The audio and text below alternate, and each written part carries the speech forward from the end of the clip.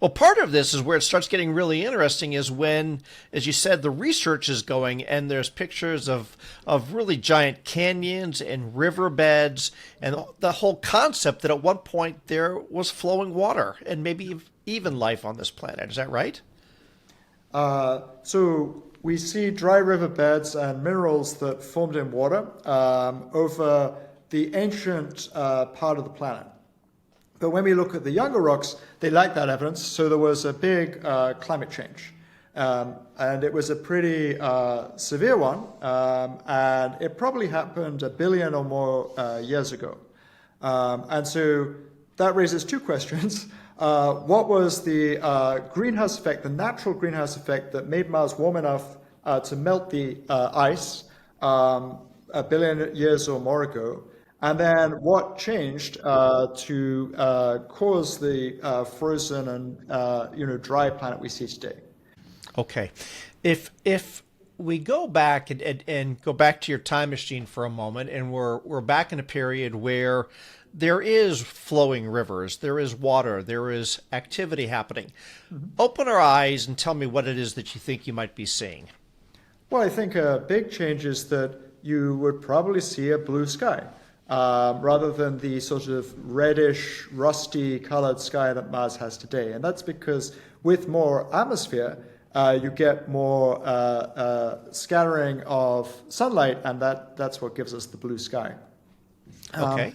Another change is, well, I hope you're still wearing a face mask because that air is going to be mostly carbon dioxide and nitrogen. We don't have good evidence for an oxygen-rich atmosphere on early Mars. Okay. The ground would probably be sludgy or muddy because there was snowmelt or rain back then.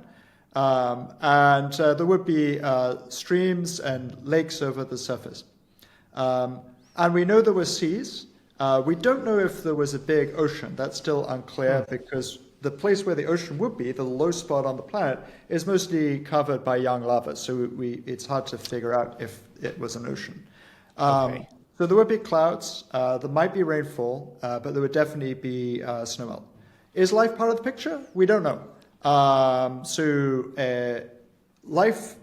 Microbial fossils on Earth are hard to find, and so to do the same job on Mars, we'll probably need to return samples in order to interrogate them in our best Earth laboratories, rather than just relying on the rover instruments. The rover instruments are exquisite, but they are optimized for low mass in order to take them to Mars relatively inexpensively. If we can bring samples back to Earth, then we can use the best laboratories we have, which tend to fill, basements. Yeah. Wow. Okay. And so how many years ago would you speculate that was the last period that Mars was like what you're describing? 1 billion years ago or more. We don't have radiogenic age dating on Mars except in a handful of locations, and so we don't have as good chronology for Mars as we do for Earth. The good news is you don't need that many samples to get that good chronology, and so 1 or 2 sample return missions should allow us to make a more precise statement. And we know that because the Apollo astronauts returned rocks from the moon, and that allows us to give a pretty good lunar chronology. So billions of years ago, Mars actually had a much thicker atmosphere, and that helped trap heat and made liquid water possible on the surface. And part of what maintained that atmosphere was a carbon cycle. And that's what keeps Earth's atmosphere stable, for instance. Talk to me about the carbon cycle first on Earth and then on Mars. The basic idea is that carbon dioxide comes out of volcanoes. And if there wasn't any process for removing carbon dioxide from the atmosphere, then the carbon dioxide level will build up, and you'd have a very uncomfortably hot climate. But what actually happens on our planet, we think, is that rock weathering balances that by basically reacting carbon dioxide in the atmosphere with the rocks to make a salt, calcite, which then returns the carbon to the rocks. And indeed, even though that process is too slow to affect human-induced carbon dioxide emissions, there are many companies that are working on trying to speed up that process, enhanced rock weathering, in the hope that it can contribute to balancing human greenhouse gas emissions. Okay. But to be clear, the enhancement you would need would be a factor of many thousands because it's a slow process naturally, but one that balances, again, slow volcanic emissions. Okay, so what's the key that makes this stabilized climate? The key is that the rock weathering speeds up when the temperature goes up. So if your greenhouse gas emissions go up for some reason, geologic coincidence, plate tectonics, you just have a mantle plume, then that will make the planet hotter because carbon dioxide is greenhouse gas, but that will strengthen the rock weathering process. So you have a nice negative feedback. So when we look for long-term climate stability on exoplanets or on Mars, we're looking for processes like that. And so recently, Curiosity has been finding carbonate deposits. I was going to ask you about that. Yeah.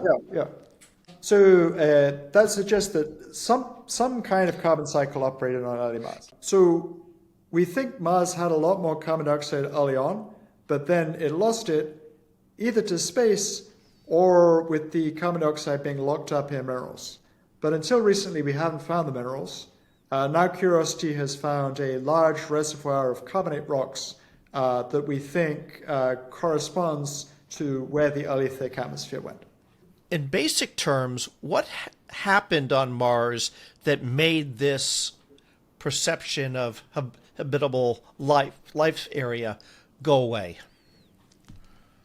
Yeah, so Mars is a small planet, and its fate may be overdetermined in the sense that there were many things about Mars that made it unable to support a habitable climate for a long period. But among those things that definitely mattered are Mars can lose atmosphere to space more easily than a high-mass planet like Earth. So it probably lost a lot of its atmosphere. What does that mean, lose atmosphere to space? So one lost process is that the solar wind can strike Mars's atmosphere because it doesn't have a global magnetic field to stand off the solar wind. So the solar wind can remove atmosphere. Another process is that light from the sun gets absorbed in the upper atmosphere, causing it to puff up, and the atmosphere at the edge can be lost again to interstellar space ultimately. A third process is just impact erosion. So this isn't a big process in the modern solar system, but when the solar system was young, there were lots of asteroids and comets flying around, and those could remove material from Mars's atmosphere due to the low gravity more easily than they could from the Earth's atmosphere. So they're just a few of the processes, but they're all made easier by the lower gravity of Mars. Okay. And I think you had Jacob Bean on your podcast recently. We did. One of your colleagues. Yeah, so this is closely related to the cosmic shoreline concept, which is that we expect that exoplanets that are close to their star and have low gravity will lack atmospheres, whereas exoplanets that are far from their star and have strong gravity will have thick atmospheres. Now, that's a hypothesis to be tested, but it lines up with Mars because Mars is sort of on the boundary line, so you might expect it to have a pretty tenuous atmosphere, which is indeed what we see.